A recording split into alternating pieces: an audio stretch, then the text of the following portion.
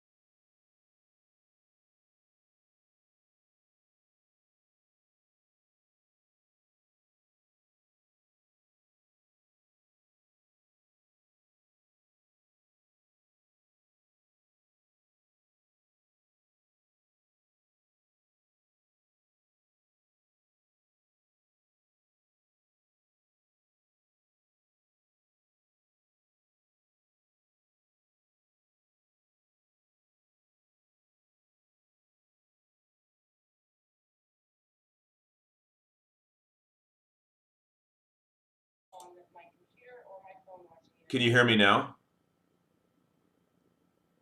Give it a second. I'm like 20 seconds behind. Yeah, I just got his text message too. Can you hear me? Talking, talking.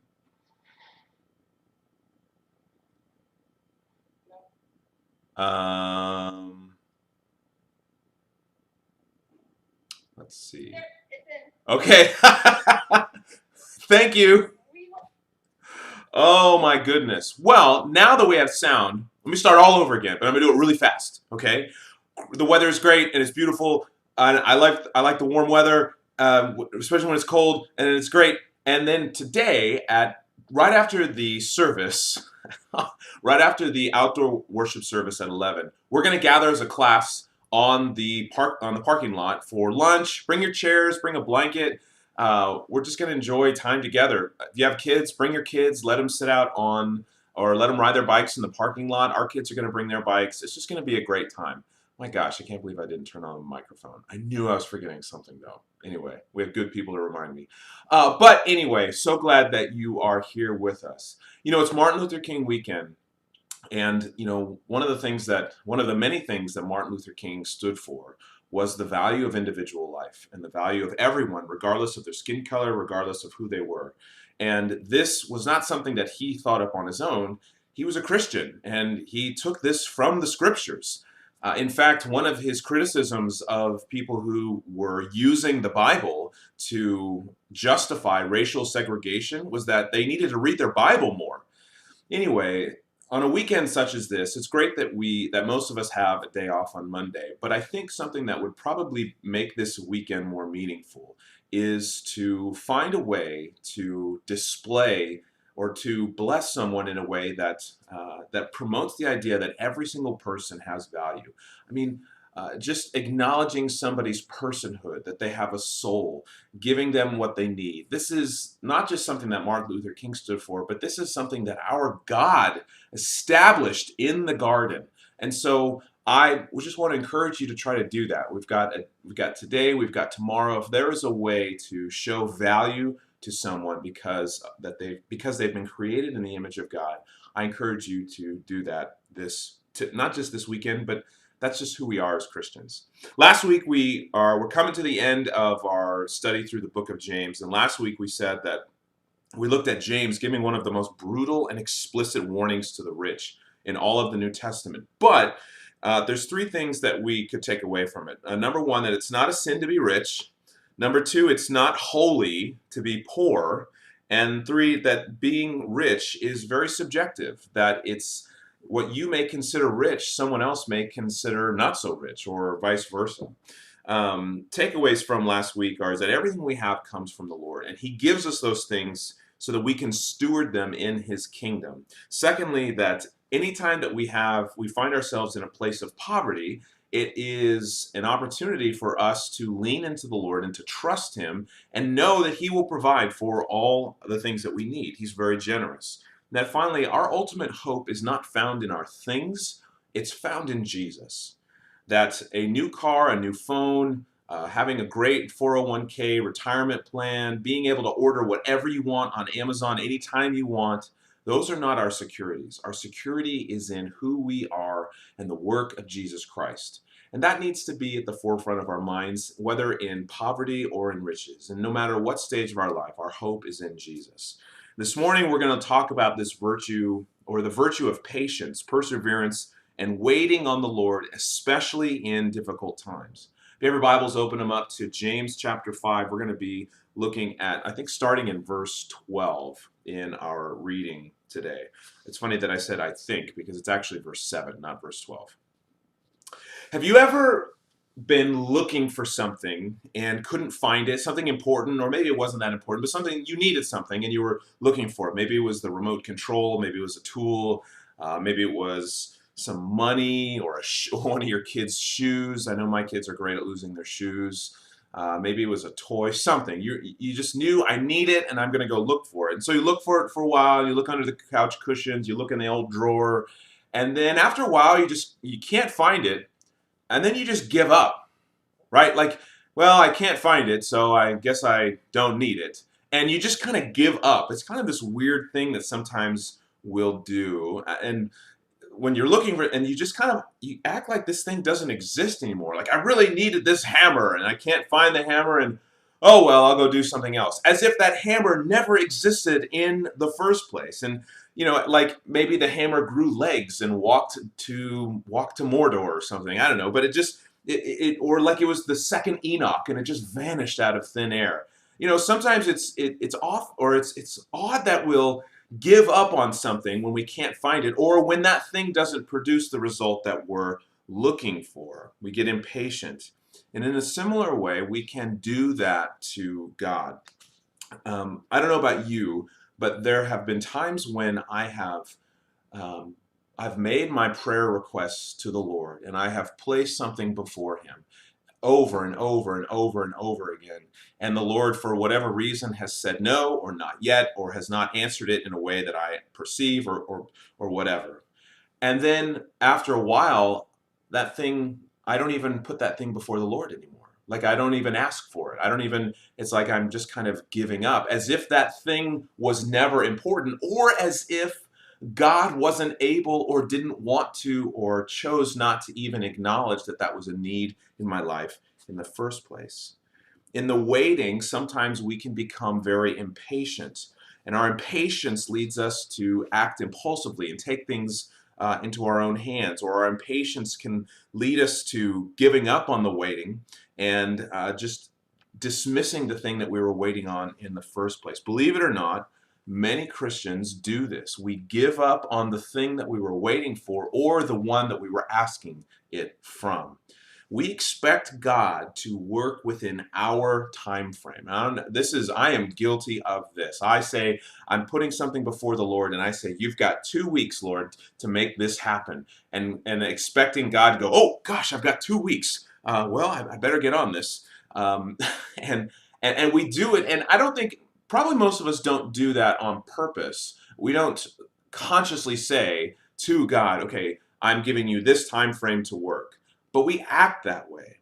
And we subconsciously give God limits. We say that you have to work within these parameters, or else I'll give up believing, or I'll take matters into my own hands, or whatnot. This morning, James is going to speak to us to this very issue about waiting, about patience, and I think give us some good insight on the importance and the virtue of waiting and patience in our everyday lives. So let's read this passage together. James chapter 5, beginning in verse 7.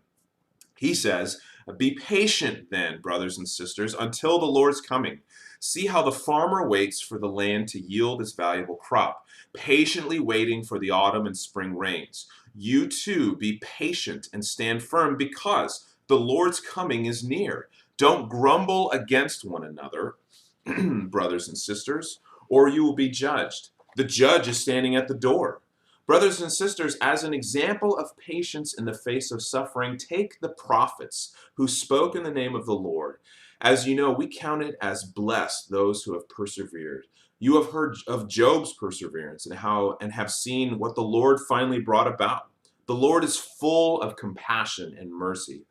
Above all, my brothers and sisters, do not swear, not by heaven or by earth or by anything else. All you need to say is a simple yes or no. Otherwise, you will be condemned." And that last verse seems like it doesn't fit, but we'll talk about it in just a moment.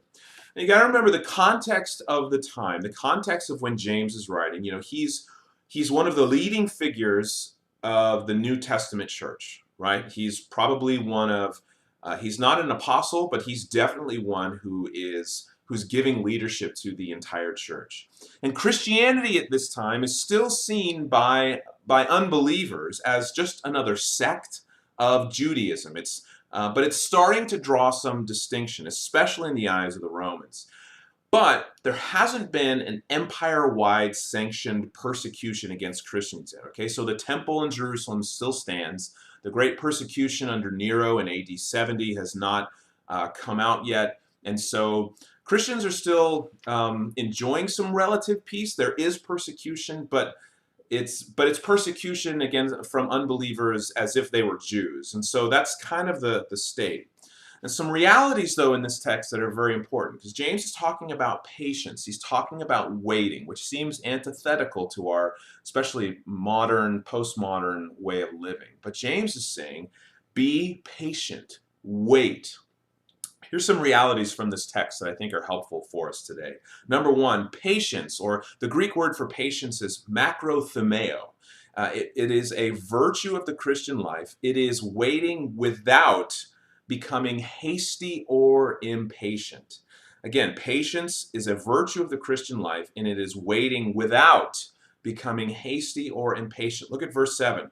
James says, be patient then, brothers and sisters, until the Lord's coming. See how the farmer waits for the land to yield its valuable crop, patiently waiting for the autumn and spring rains. You too be patient and stand firm, because the Lord's coming is near. Look at verse 11. And as you know, we count as blessed those who have what? Persevered. James has already talked about perseverance at the very beginning of his epistle. He's talking about it again. And look, Tom Petty said it best, that waiting is the hardest part. Great song, by the way. We have to wait and think. If you think about it, we have to wait all the time, right? You've got to wait for popcorn to get popped. You got to wait 9 months for a baby to be born. Our neighbors have horses, and we just found out that horses take sometimes up to 13 months to be born. Like, that's just a long time, right? You're at the grocery store, you're a kid, you're a kid, and you're just like, ugh. And you're just so bent out of shape that you were taken away from Nintendo or whatever it was, or that you can't just sit in the car in the heated rolled up windows car baking to death, and you just want to get out, but you're sitting in line just so impatient with your hands. You don't know what to do with your hands. And last November, right, we lived through like this agonizing day on election day, waiting to see who was going to be the president. And we a lot of us waited with a lot of anxiety. Who's it going to be? Who's it going to be? Who's it going to be? Maybe even staying up late into the night to see if the election was going to be called. We're waiting for this pandemic to end. And yet, I think the reason why a lot of us are having a hard time, and Christians or unbelievers, is because, again, we live in a culture that doesn't like to wait. We don't even know how to wait. We don't know how to just sit and be. We've lost the art of just sitting still and taking in all the things around us. I was reminded of that yesterday when I was picking up my son from a soccer clinic that he's in, and all the parents, because of the pandemic, were not allowed to go into the Cache Valley High Stadium to watch. We can't sit in the bleachers, so we just have to sit in our cars or go to run errands or whatever. And so we're all supposed to meet the kids at the gate, and of course, like all good parents, we're there early, right? And we're waiting for, that was a judgment against some of you. We're all there waiting, and I just kind of sat there, took up my post, and what did I do?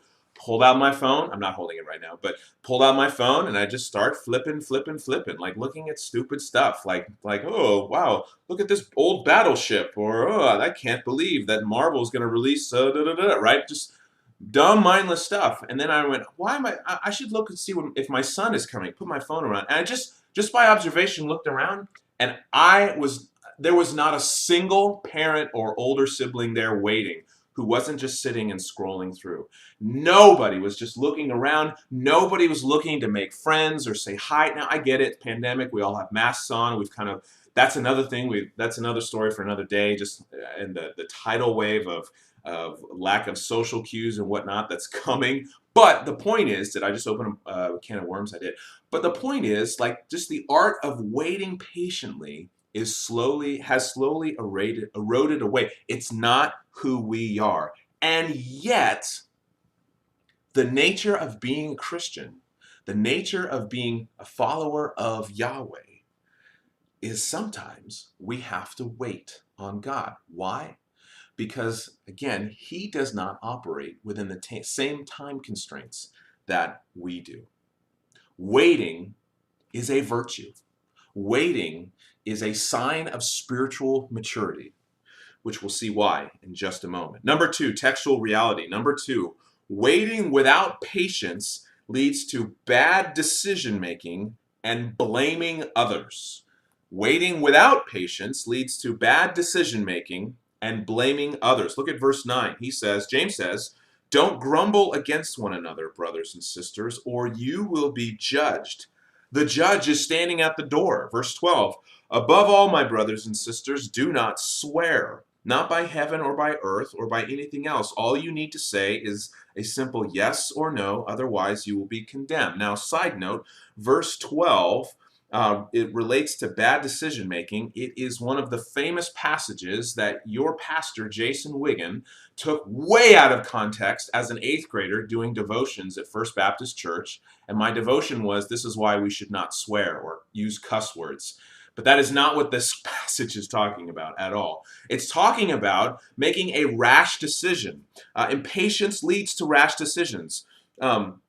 Essentially, what verses 12 is talking about is back in the day, which was a Wednesday, there weren't things like contracts, or there wasn't things like unbreakable agreements or whatever. Like, you would make a declaration in public and everybody held you to it. So if you stood up in the town square and said, I declare that I will buy this cow from Joseph, you had to buy the cow because everyone saw you and everyone was going to hold you to that. And if you didn't buy the cow at the agreed upon declared price, then you would be outcast, or there would be social pressure for you to make it right.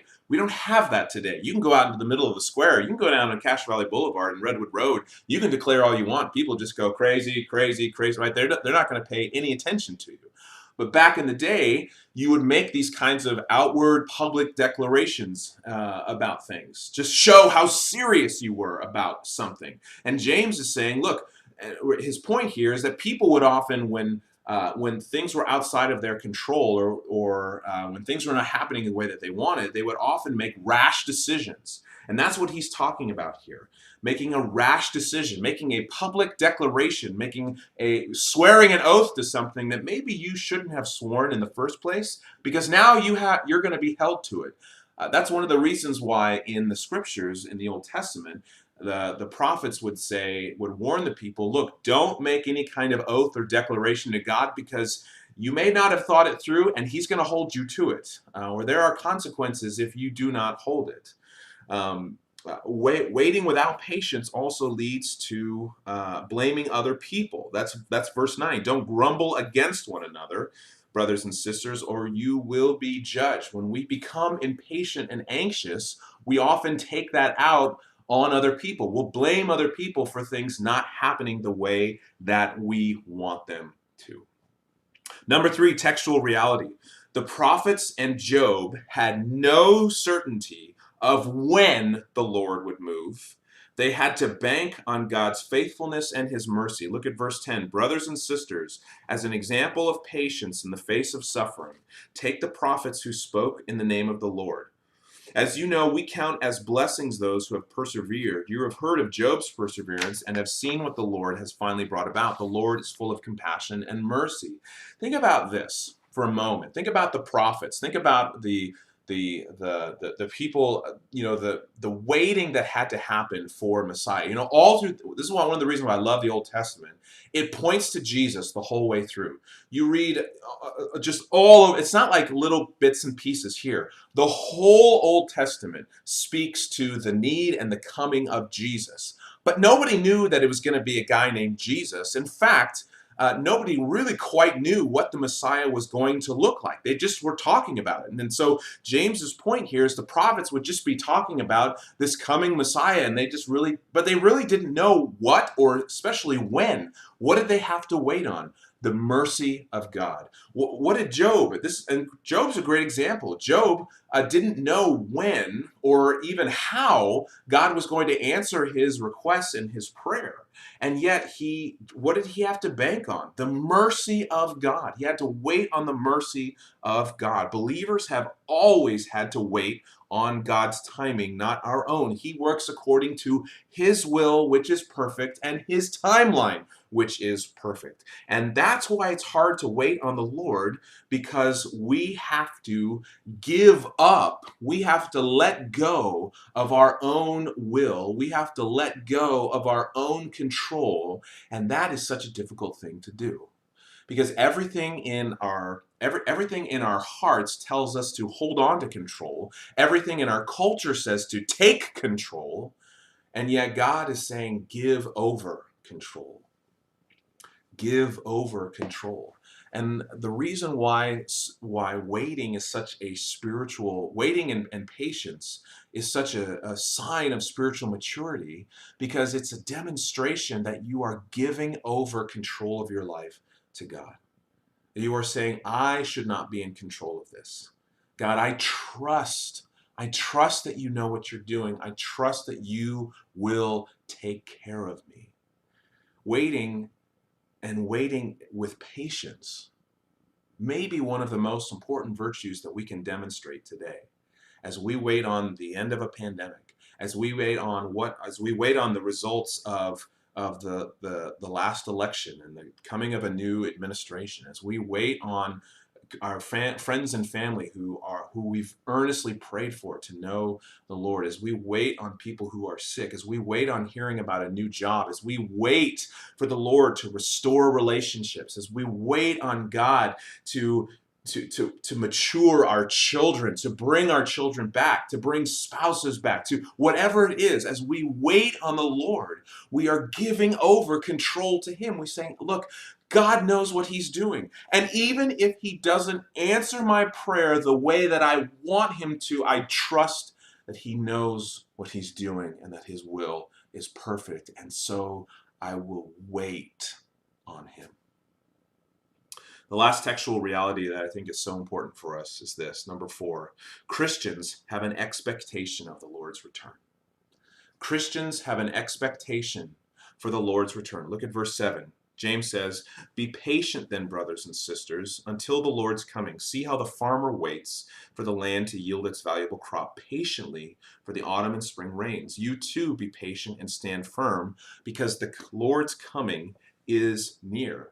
Interesting fact about the early church is that the believers in the first century church all believed, all of the apostles, we make this really good guess, all of the apostles believed that the Lord would return in their lifetime. And it's interesting, as you go throughout history and you read church writers, as you read church history, all believers have this either belief or hope that the Lord will return in their lifetime. And don't you and I have that as well? As we look around at the scope of the world and we see just the injustice and the hurt and the pain, and we read the scriptures and we read that God is going to make everything right, that the coming of Jesus, that His second coming, He's going to restore all things to the good. He's going to bring justice into the world. He's going to make everything that is wrong, He's going to make it right again. He's going to restore everything back to the way it was in Genesis 1 and 2. He's going to put the world back together again. Why wouldn't we say, come, Lord Jesus, come? Why wouldn't we pray for that? See, Christians have an expectation of the Lord's return. And that's also tied into the virtue of waiting, because we recognize that we can't fix the world, that we on our own cannot make the world a better place. That ultimately that is a work of Jesus Christ. And we're just saying, Lord, let us be a part of it. There's no political party, there's no movement, there's no nothing that without Jesus that's going to make the world a better place. And so we wait patiently for the Lord to come back. Well, in terms of application, here's some things for us that I think might be helpful for us as we go about our days. Number 1, one of the best ways to grow in patience is to be reminded of the Lord's faithfulness of the past. And that involves reading the scriptures. It means talking to people about their experiences. It means listening and seeing where the Lord has worked in the past. Number 2, build an intentional practice of being still into your life. No phone, no music, no noise, no distraction. Just sitting and being still. And that is a hard thing to do. Even if you set aside time, even if you get up before everybody else is up in your house, and just to sit quietly, to put the phone away, to turn it off, just to sit quietly. It is difficult to do, and yet I think it's so important.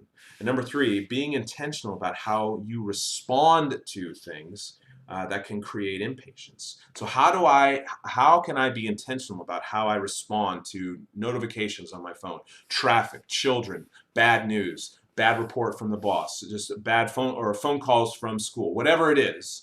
How do I be intentional about how I'm going to respond to those things that can create impatience? Well, here's what we're going to do, as we have done. We're going to break from here, and we're going to switch over to Zoom. And so if you haven't already clicked over or don't have that ready, we're going to join into our Zoom discussion groups and have some good discussion on these issues. Love you all. Thank you so much for joining us this morning. God bless you all, and can't wait to enjoy some good discussion with you. Take care.